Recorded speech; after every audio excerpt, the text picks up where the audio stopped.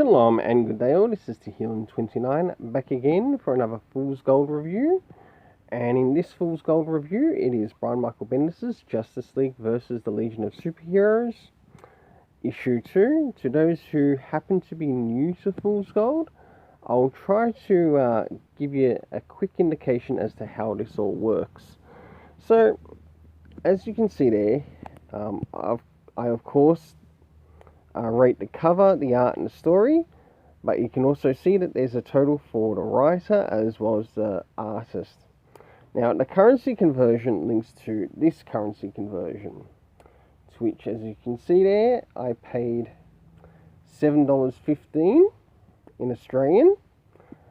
Now another thing to add in regards to Fool's Gold is that how much I think the actual comic as well as story is worth.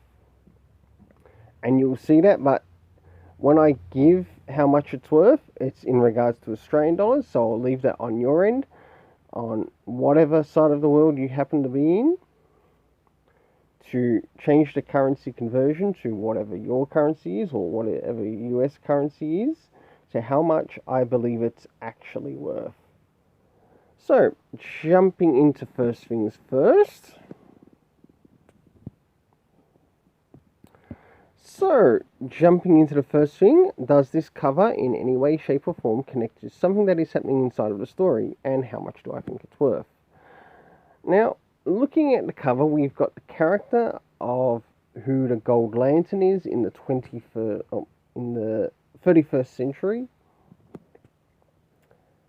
or the 21st century, whatever it's meant to be, and yes, we do actually get to see more happen around this character.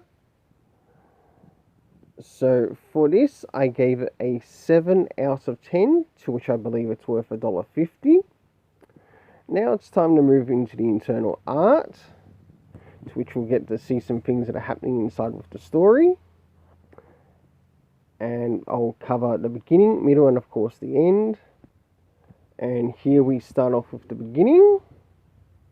And this takes place in connection to the character of the Gold Lantern of this century.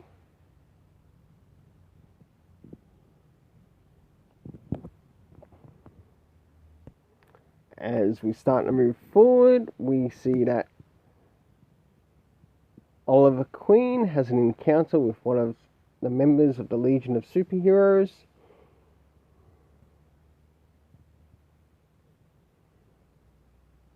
And of course, that terrible creation of Brian Michael Bendis is here, Naomi. They might as well just be called the Justice League Babysitters Club right now. And last but not least, towards the end, and of course we've got the John Samuel Kent, which Brian Michael Bendis ruined here as well, on his run.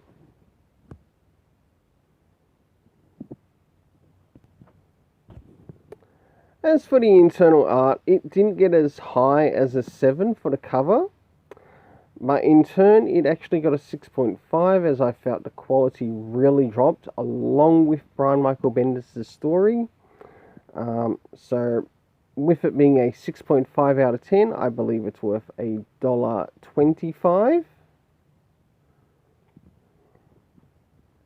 Moving into the next thing, the story. Now, to those who follow the channel, and to those who are new to following the channel, there are certain things to I like to pay attention to in story writing.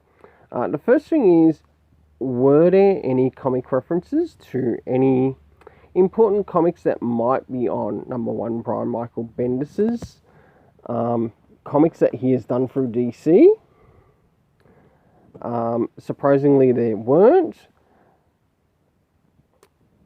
So let's move on to the next thing. Did we get anything in regards to time as to when some of these things take place, or when they are taking place?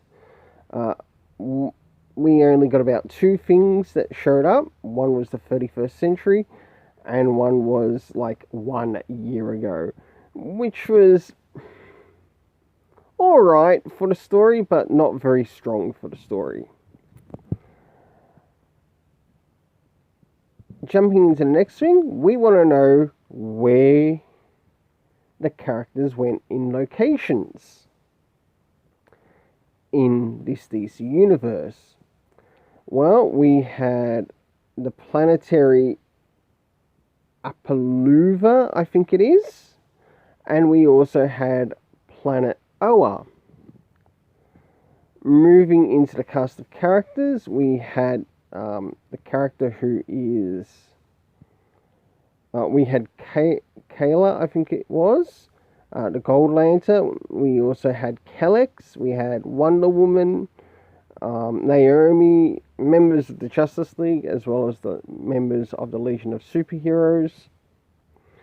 So for the overall story, it fell really, really short, to which I gave the story a 4 out of 10, to which I believe it's worth 90 cents Australian, giving an overall total of $3.65 Australian. Well, until then, let's keep it colourful and have yourself an awesome day.